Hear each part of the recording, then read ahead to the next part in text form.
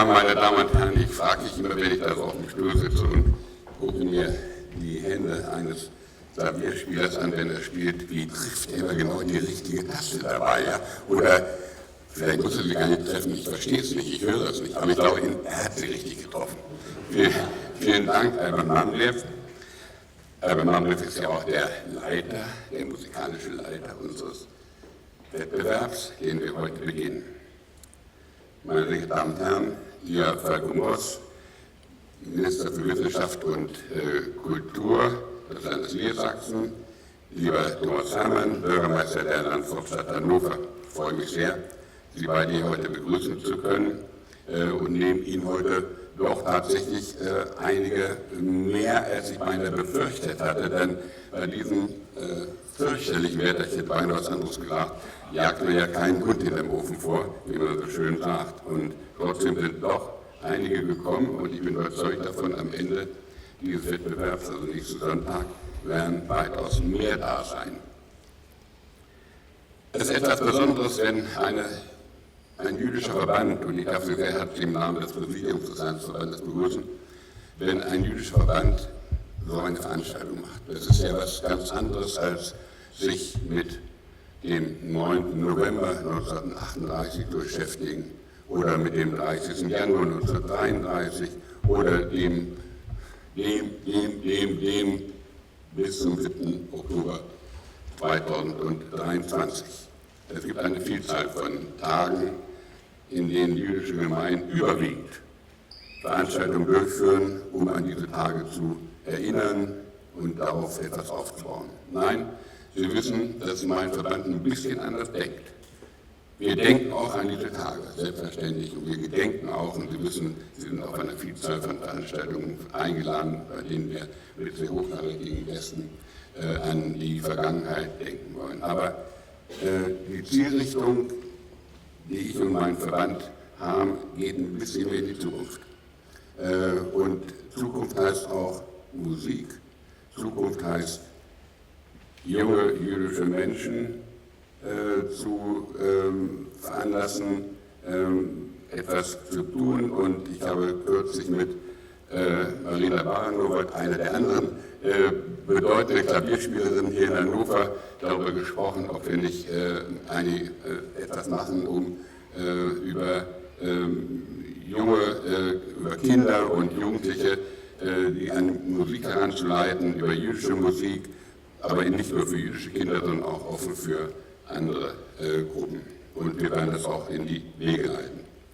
Und ich freue mich, dass wir heute eine Veranstaltung beginnen, die das erste Mal so in der Form stattfindet. Ich glaube, Albert Mamlev hat das recherchiert, das hat es bisher noch nicht gegeben. Der erste internationale Piano-Wettbewerb für jüdische Komponisten oder jedenfalls mit jüdischem Hintergrund. Denn auch das wissen wir natürlich, dass es eine Vielzahl von jüdischen Musikern gab, die aus ganz bestimmten Gründen ihr Judentum, die wechselten zum Christentum übertraten und mit diesem Übertritt erst in die deutsche Gesellschaft hineinkamen, wo sie vorher noch nicht waren. Das gilt für Musiker, das gilt für Militär, gilt für alle möglichen Gesellschaftsgruppen, aber auch eben alle für Musiker.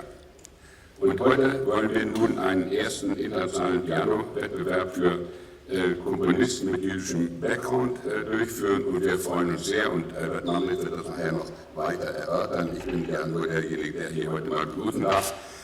Ich begrüße also sehr herzlich schon die hier heute anwesenden Juroren und Jurorinnen. Vielen Dank, dass Sie gekommen sind. It's a great pleasure for me to welcome you in Hannover and I hope you will have a good stay here. Und ich begrüße auch sehr herzlich schon die heute jetzt schon anwesenden Wettbewerberinnen und Wettbewerber. Ich sehe dort 2 junge Damen sitzen, die schon dazugehören und zu den schon mehr, ja noch mehr sogar. Wir haben insgesamt 23 Wettbewerberinnen und Wettbewerber, allerhöchster Klasse natürlich, die sich um einen der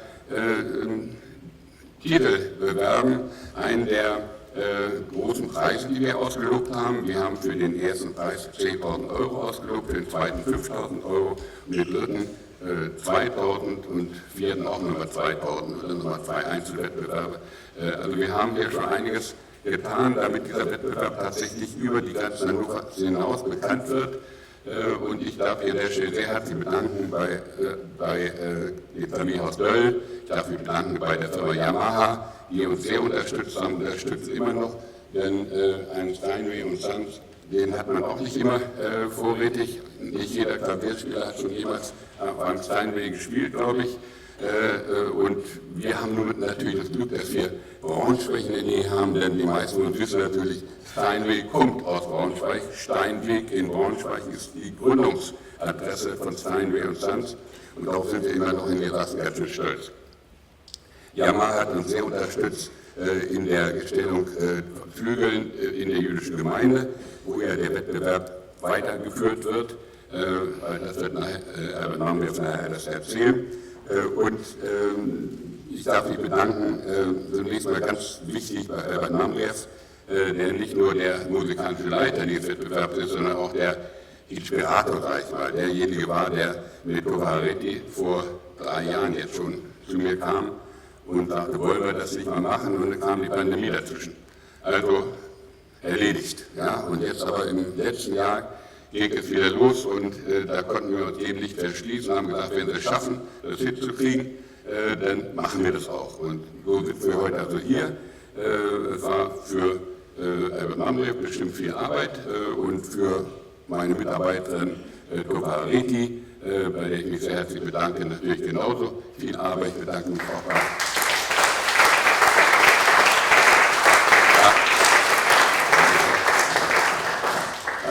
Genau. Dann auch bei Frau Hochmeilin von der jüdischen Gemeinde, die auch behilflich gewesen ist. Vielen Dank.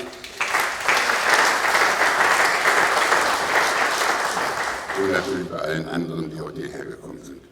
Ja, meine Damen und Herren, ich frage mich immer, wenn jemand am Klavier sitzt und Klavier spielt oder Piano spielt oder Flügel spielt, warum heißt das eigentlich nicht das Verb dazu Flügeln? Ja, es gibt für alles Mögliche heute ein Verb. Und warum sagt man bei einem Pianospieler nicht er flügelt? Er flügelt, beflügelt über den Flügel.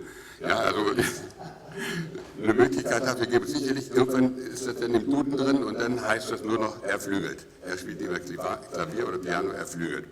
Und so, meine Damen und Herren, und damit will ich jetzt auch an der Stelle schließen, werden Sie vielmehr, wer Interesse hat, kann jeden Tag, wir werden das über Internet bekannt geben, wann die Spielzeiten sind, in die jüdische Gemeinde kommen. Dort finden die Viertelfinals, die Halbfinals statt, denn es ist ja nicht nur eine Veranstaltung, die heute stattfindet und am nächsten Sonntag stattfindet. Am nächsten Sonntag ist natürlich das, ich sage mal früher sagen wir das Vorsingen, ja? Also das Vorspielen derjenigen, die den Preis hier gewonnen haben, die Preise gewonnen haben. Aber zwischendrin wird ja gespielt. Und die jüdische Gemeinde, bei der ich mich an dieser Stelle auch bedanke dafür, dass sie uns die Räume zur Verfügung stellt, wird in den nächsten 5, 6 Tagen von Musik, von Piano durchklungen werden. Wir werden alle Türen öffnen, sodass jeder auch das hören kann. Für diejenigen, die Sorge haben, dass sie nicht gut bewacht sind, die Polizei steht unter uns, wobei ich sagen muss, sie werden bei uns wenig Polizei finden. Weil wir immer der Auffassung sind, dass wir, und das ist so ein blöder Spruch, aber ich glaube, er stimmt immer noch, dass uns in den jüdischen Gemeinden, jedenfalls in den jüdischen Gemeinden, mit denen ich zu tun habe, die Gesellschaft mehr schützt als die Polizei. Die Polizei ist diejenige, die vor der Tür stehen kann und aufpassen muss, wenn es sein muss. Aber die Gesellschaft ist dasjenige, was uns im Judentum zur Seite stehen muss, damit das Judentum hier nicht nur in Deutschland auch weiter leben kann. Es ist nicht der Kampf gegen Antisemitismus, es ist die Gesellschaft, die mit uns gemeinsam tätig werden muss und nicht nur vereinzelt irgendwo mal sagen muss, ja, das ist ein Blödsinn, den er erzählt hat. Nein, wenn jemand Blödsinn erzählt, muss man aufstehen, muss man sagen, das billige ich nicht, das toleriere ich nicht. Und können wir glauben, wenn man das dem Einzelnen mal sagt, dann hört er auch zu, dann begreift er auch, was er möglicherweise falsch gemacht hat. Nur man muss es auch sagen, man muss auch den Mut haben. Wir leben in einer freien Gesellschaft, wir können alles sagen und wir können dem anderen auch sagen, du, das ist Unsinn, was du gesagt hast. Gerade jetzt im politischen Bereich müssen wir das wiederholt sagen. Nachher kommt Albert Mamrev nochmal, dessen beiden Kinder hier, die jüngsten Sprösslinge, die demnächst auch im Klavier sitzen werden, glaube ich, oder? Sie werden schon angelernt. Noch nicht? Warum denn nicht? Ja, genau. Das ist kein gutes Zeichen. Ja? Kein gutes. Also, ich habe hier noch so ein bisschen was zu verteilen. Dafür, dass wir heute ja hier nun den hohen Besuch des Ministers haben und des Bürgermeisters haben. Wir haben uns gedacht, diejenigen, die hier heute teilnehmen, also die Teilnehmer selbst natürlich, die Juroren und auch die kriegen es aber später, bekommen von alle dafür, dass sie das erste Mal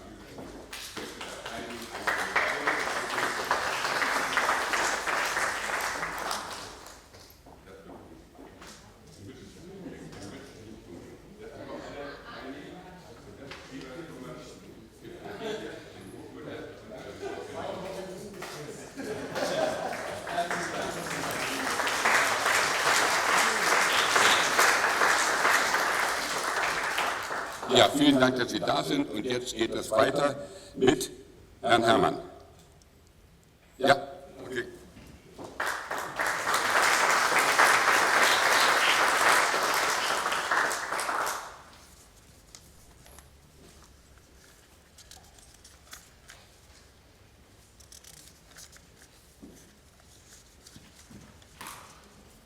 Ja, meine sehr geehrten Damen und Herren,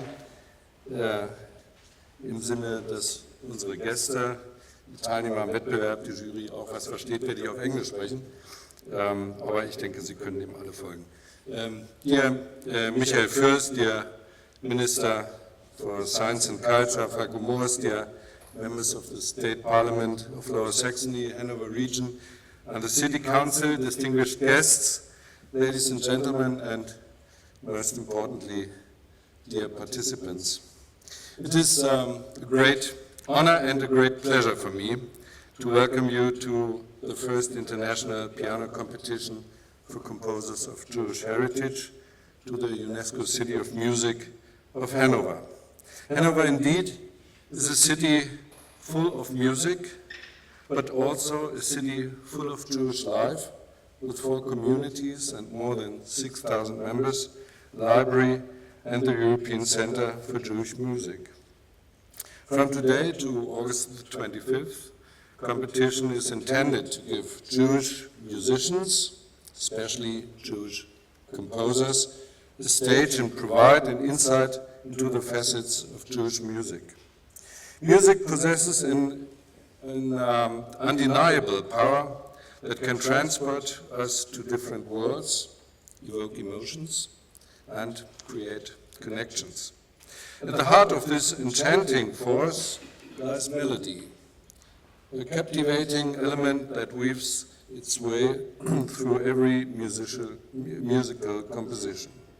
During the competition, we embark on a journey to unravel the magic of new melody and delve into the profound power it holds within the realm of music.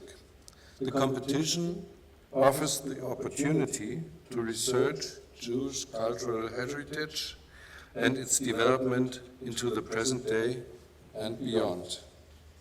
As an intangible cultural heritage, Jewish music history provides insights into Jewish experience of the past century.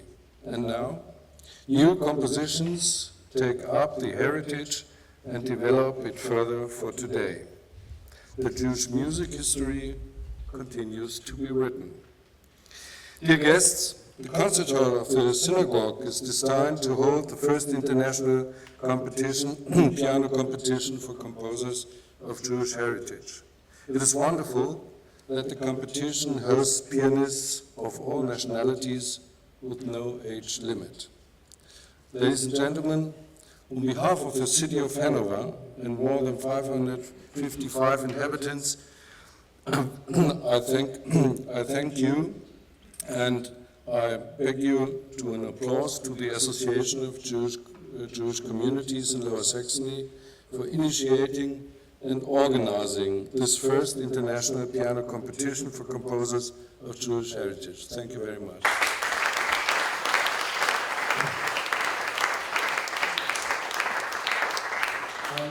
Once again, a very warm welcome to you all, to the participants, to the members of the jury. I wish you a wonderful time in the state capital of Lower Saxony and the UNESCO City of Music Hannover. Thank you very much.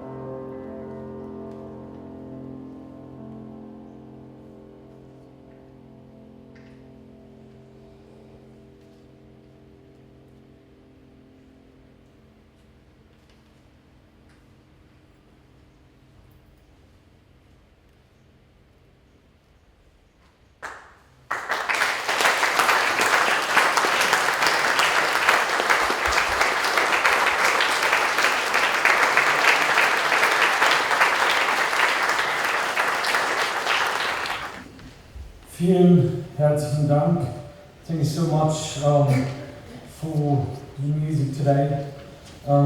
Sehr geehrter Herr Fürst, sehr geehrter Herr Dürer, distinguished members of the jury and participants, ladies and gentlemen, Mitglieder des Niedersächsischen Landtags, Frau Mach und Herr Fröhlich, wunderschön, dass Sie heute Morgen auch mit dabei sind. Vielen Dank.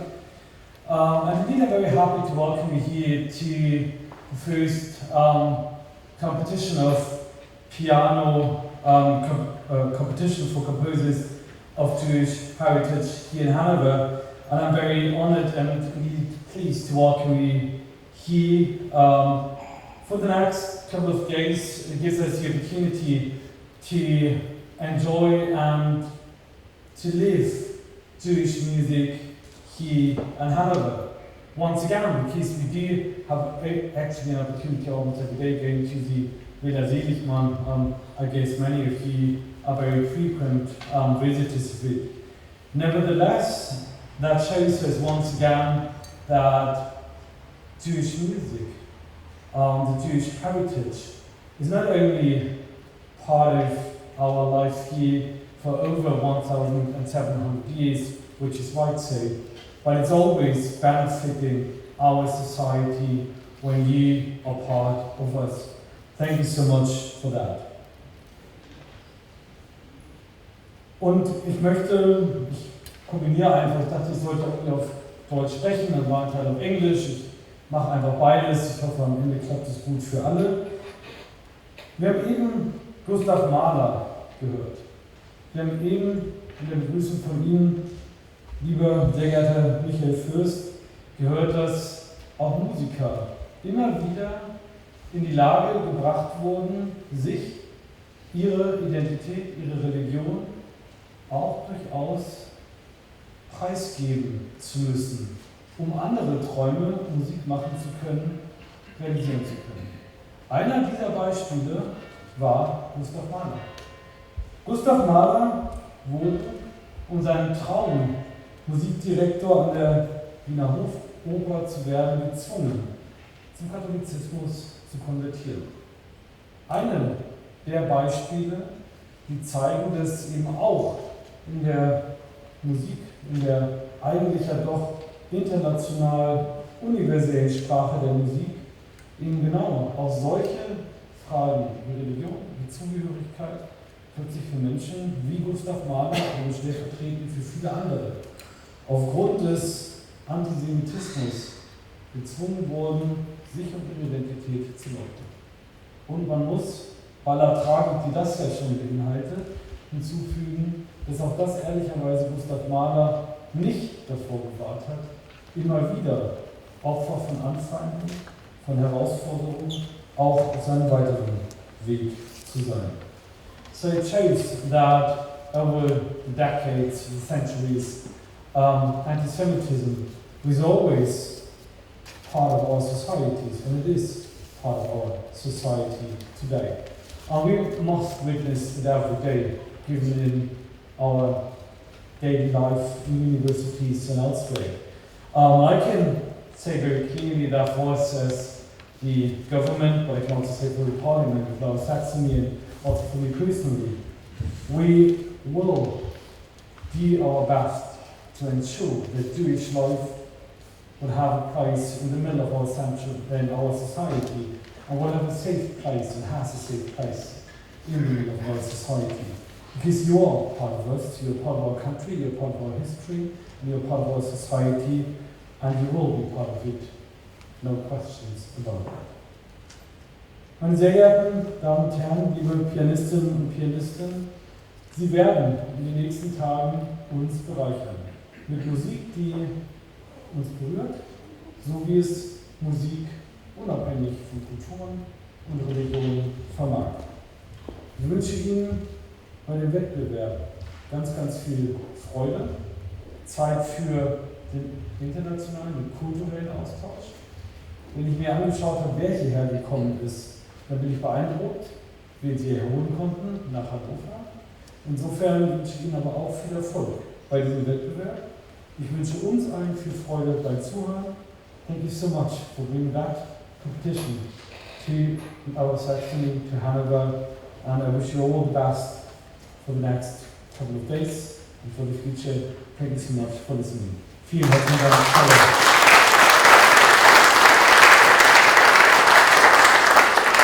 Dear ladies and gentlemen, honorable guests, jury members and contestants.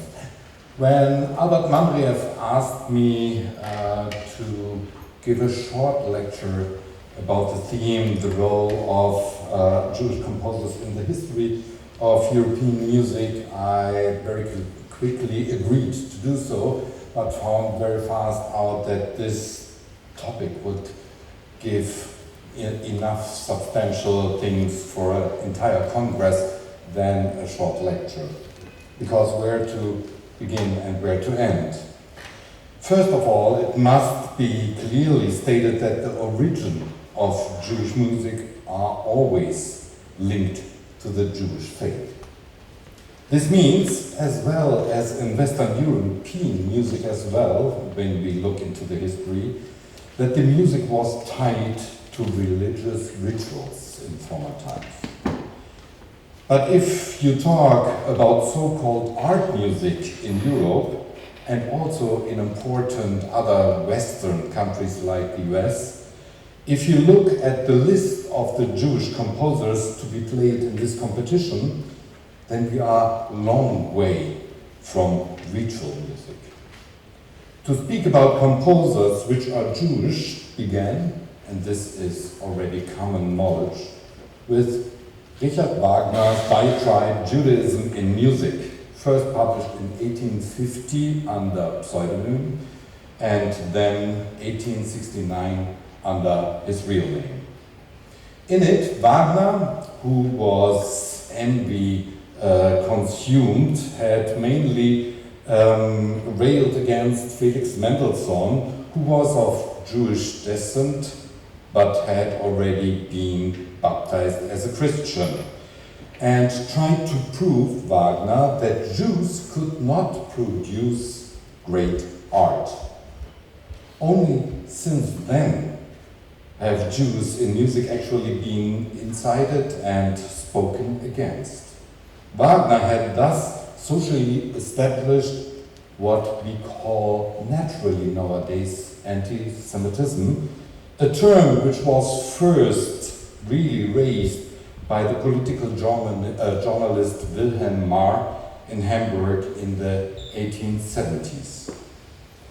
Since then, a number of musicologists, including those who cannot by no means be classified anti-Semitist or liberal, have investigated whether there is anything Jewish to be found in the music of Jewish composers. The answer is clear. If Jewish themes are not obviously taken up, as they were done or taken up also clearly by Christian composers, the formal and melodic structure of Jewish composers do not differ in any way from those of their Christian colleagues. So the questions are, why do we talk about Judaism in music at all? Why should there be special feature about them that does not exist among composers brought up in another religion, or at least were baptized in Christian or other religion? Only a brief look at the history in Europe will help us and let us understand why since the mid of the 19th century there was apparently a diversion made between Jewish and other composers. After the Jews had enjoyed great freedom in Germany and other European countries at the time of Napoleon Bonaparte, this was restricted against by the restorative leaders, the representatives of the so-called Holy Alliance, consisted of Russia, Prussia, and Austria at the Congress of Vienna in 1815. The freedom of the Jews was wrongly seen as a negative fact arising from the ideas of the French Revolution, and were reversed. In France, however, this freedom was not reversed, as the Napoleonic Code remained in force there, which granted Jews normal civil rights. This was also still the case in areas previously occupied by Napoleon, such as the Rhineland in Germany. Nevertheless, in these countries, the Holy Alliance, Judaism once again began to be seen as something of a problem, even in intellectual circles, although the so-called emancipation of the Jews soon bore fruit again through their own efforts. Marriages were still taking place mainly within Jewish families, but Jews moved to the cities and saw themselves as a part of the middle classes, advancing to high status in the so-called liberal professions such as lawyers and doctors. During the imperial era in Germany in particular, the Jews rose to become a wealthy group of citizens and largely left poverty behind them, partly due to the welfare associations they found themselves. But it has to be stated that these associations were open to all kinds of population the Jews were living in. From 1850 onwards, the social advancement of the Jews gained momentum, which of course in the long run, as it is still today, led to envy in economically difficult times, which in turn gave rise to anti-Semitism and fueled hatred to the Jews. The reason why were a large number of Jewish composers in the first place, whose importance is extremely great, but also not greater than those of the Christian composers, was probably also due to the fact that from the 1840s onwards, Jewish citizens began to send their children, and at this time especially their sons, to so-called grammar schools, to the gymnasium, in order to give them a good education. In addition, there were still restrictions for Jews in certain professions, for example, in political offices or offices of judge. Composing and practicing music, on the other hand, were free professions, such as those mentioned by me, lawyers and doctors.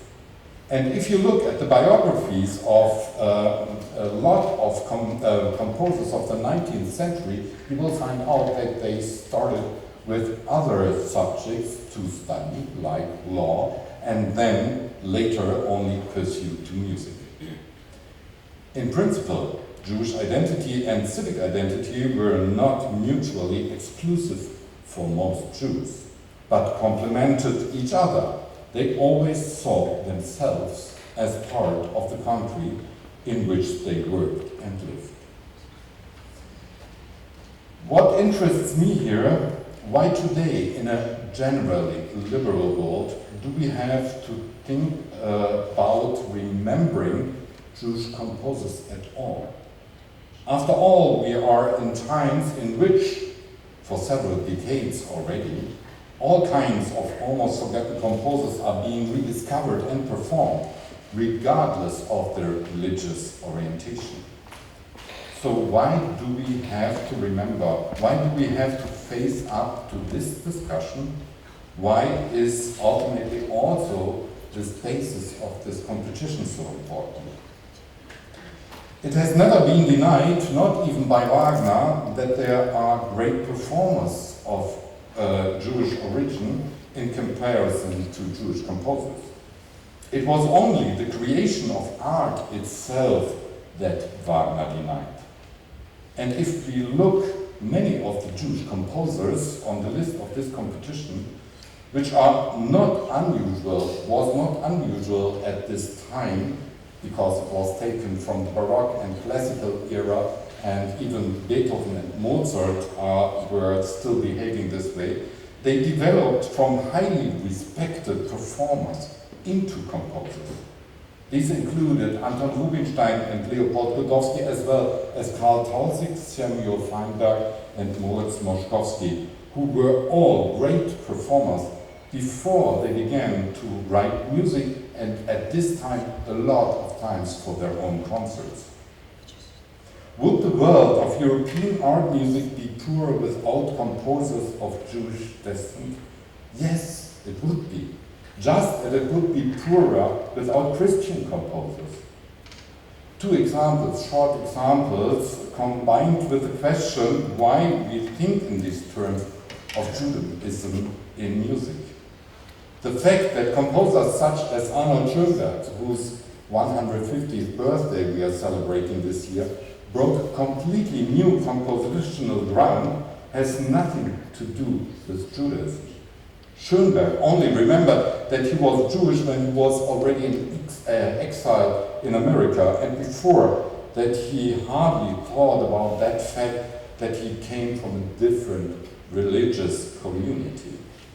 In the case of the political left-wing Hans Eisler, it was rather his mother's conversion to Judaism that made him Jewish in the first place.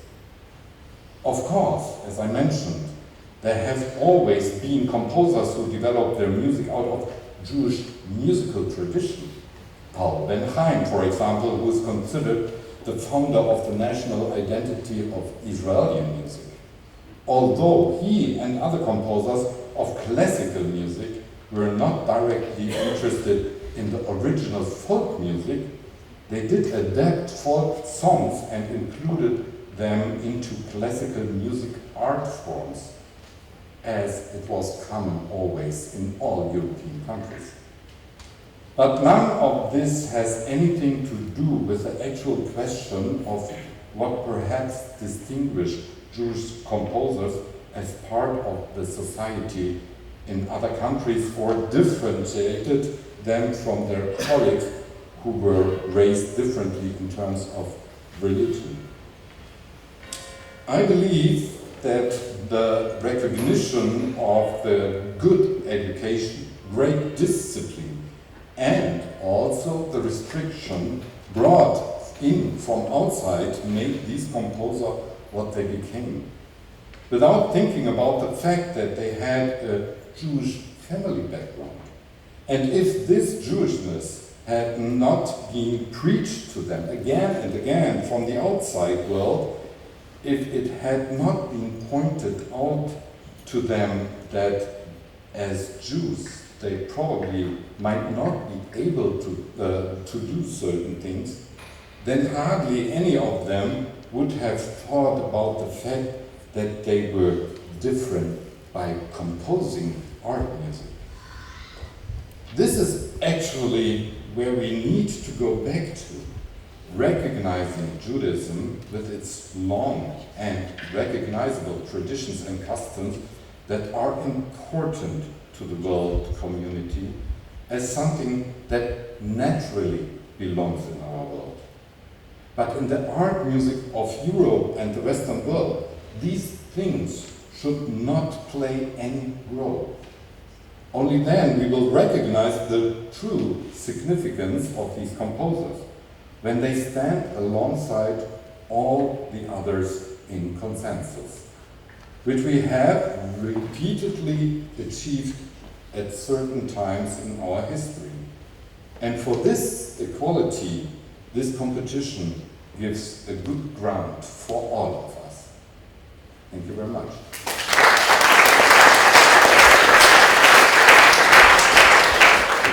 Ladies and gentlemen, dear Mr. Fürst, dear Mr. Hermann, dear Mr. Morse, guests, friends, and family part of our very first international piano competitions for composers of Jewish heritage. I'll be as quick as possible just to tell you a couple of very important facts and ideas about how did I come to this point that we came together with Ms. Hareti to Mr. Fürst and to ask his opinion.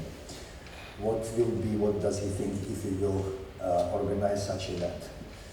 Honestly, the very first time the idea of creation, this kind of competition, came to me during my concert tour in US, when I played a recital at Assembly Hall Temple Square in Utah as a prize winner of Gina Bakawa Foundation. And after my concert, a very nice old couple came backstage and gave me a present, an envelope with scores. And of course, I was very curious and I asked, what is inside? And they told me this is Charles-Valentin Alcan. I knew the name. I knew that it was a great man in France who was actually very famous piano virtuoso and great friend of Chopin and Liszt as well. But I didn't know that he composed so many music for piano solo. In fact, maybe it's interesting for you to know that Alcan is the only person in the world and was first in France who translated Tanakh, or Chumash, from Hebrew to French. Yeah, and somehow in age of approximately 40, he decided to go out of the stage, and he was not accepted as a professor at the Conservatoire of Paris, so decided to be a rabbi and continue work with students at home and write piano music. And I got a beautiful score from this couple in Salt Lake City, the 12 major keys by Charles-Valentin Alcan. And then, of course, naturally, the next question was, are there also minor keys? They say yes, and many more compositions. So, of course, immediately after arriving to Israel, I start to Google all the notes and try to involve all friends from different countries to find for me in the libraries the old scores of Alcan. I have it now in my library at home. And that was the very good a beginning of thinking how to make also other people, especially the young colleagues, to know more about classical music. And honestly, it didn't have really much to do with a Jewish background. By the way, it's not the first project that we organized together with Landesverband. So during Corona time, we had a beautiful online festival which had named Jewish Composers with German Background, and it was really successful. Also, Mr. Dürer was giving beautiful lectures. I think we had 5 concerts online. And yeah, it was a difficult time to all of us, but we wanted to continue with music and with music education. Yeah, in addition to that, I was very honorable to be invited several times to piano competitions with a special topic like Spanish composers, Russian composers, French composers. Of course, there are many competitions which are named after the particular composer, like Chopin competition, like a famous Joachim Wettbewerb for violinists in Hannover. And I was always thinking, well, why not Jewish composers? Because I understand why. Because there is no really, place that you can call Jewish composers, because Jewish is actually already the second word on the placard. It's international. It's very international. And it was a long time for me to discuss also with my wife and with my family, with my mother and with Tova Hareti. And we found that really amazing idea, yeah? Because we know that the piano repertoire of most of young pianists is actually more or less the same. With all admiration and respect and love to Bach, Beethoven, Mozart, Schubert, Chopin, Schumann, but not so much composers which I think have been forgotten, not in the good way. And one of them, of course, is also Alcan, but there's many more composers who wrote good compositions for piano. And I'm very glad that many young pianists received this idea as a good idea, and they decided to come to this competition, which is not really for Jewish composers. We are very international competition out in terms of the repertoire, because in addition to little part with each round of Jewish composer, each participant has to play one prelude and fugue of Bach, one classical sonata. Absolutely necessary, right? So, free choice of a large romantic repertoire, 20th century repertoire. So we are not going only to judge them how they play a Jewish composer, but it's a big international competition program with a dedication to Jewish composers from different epochs. So competition will be in 3 rounds, and we will start our first round tomorrow. afternoon, because first part of the day we give to all our participants to practice and to try the grand piano at the beautiful synagogue in Heckenstrasse. It's also very unusual for this competition because last time when I performed in the synagogue, in the main hall, I think it was when Mary Zofer organized together with us 10 years ago, big event, and this was first time when I met you personally, and I remember that I played some paraphrase after Verdi by Liszt. Yeah, and since then we always performed at the small hall, yeah, but never again in the synagogue, and I'm so touchful that we got such a possibility to bring beautiful grand piano as close as possible to our own Kodesh, which will definitely give a lot of success and special energy to all participants, and to ask the jury members to enjoy the beautiful acoustic of the synagogue. Of course, we will, from tonight, we will announce all the schedule of our rounds on the internet, on the website of the competition. And it will be also written down at the synagogue in different places, because all participants will be practicing in the synagogue. We are very happy that we have enough instruments for everyone to practice, not 5 minutes, not 10 minutes, but also a couple of hours. Yeah, it's normal that contestants practicing all year long, but when they come to competition, they practice even more. And this is really fun. Yeah, but it's important for us to give them feel as comfortable as possible. Also, in addition to this information I have just from my own side, because I'm actually organizing competitions since 2008. My very first competition was in Harz, in Wernigerode, maybe you heard, Neue Sterne Klavierwettbewerb. Then it was another competition in Königs Wusterhausen.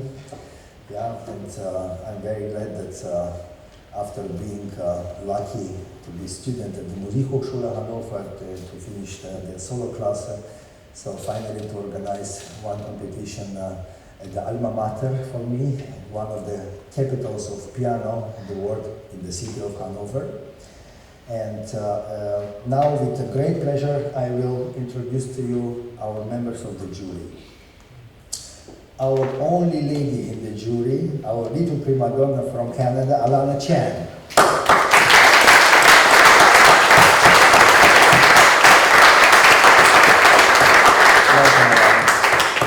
From Malta, Alexei Galea.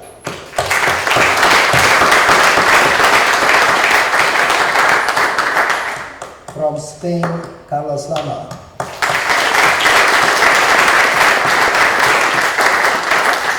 From Hannover, Roland Krüger.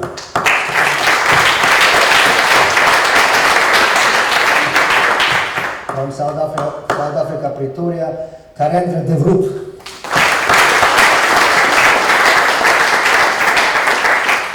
From the semi-final round, we will have another 2 members of the jury who will help us with our decision. It will be Grigor Palikarov from Bulgaria and Juan Lago from Spain as well. Now, before we will go to perform a couple of pieces with my dear colleague Karendra de Vroep, I would like to tell you that we're expecting that all 23 will arrive finally tonight, but from my own experience, and believe me, it's a long year experience as a jury member, I understood that number is not really important. We need the quality. And we look forward to have a good, wonderful, unforgettable performances. And we are not actually here to judge them. We came here to enjoy the music. And I always tell students, don't think that we are your enemies. We didn't come here to be against you. First, what I look forward myself, and I come to the jury, I would like to learn from them, to study something new, to enjoy and to have some new ideas. And if somebody can make me stop breathing, that's the best point that I can receive during the competition. That's why actually I play piano. That's why I dedicate my life to music. So I wish to all our participants to give as more as possible moments that we all stop breathe. thank you for coming here, and please welcome to join our competition all the coming week. Thank you so much.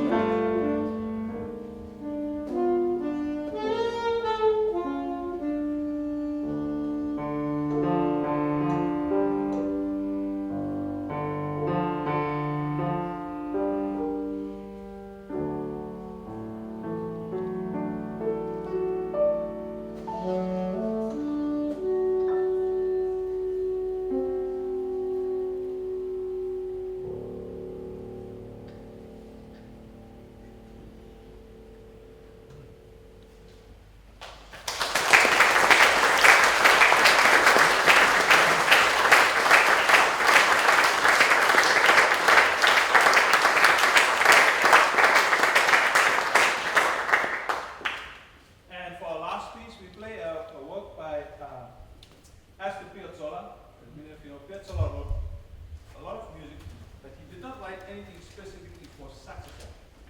So Claude, the great saxophone player, wrote up to Piazzolla and said, you know, I'd like for you to write some music, some etudes for saxophone. And Piazzolla says, well, I'm very busy, but let me see what I can do. And within 5 days, Piazzolla and Claude Delangle had 6 etudes that were written for saxophone. So today we are going to play number 3.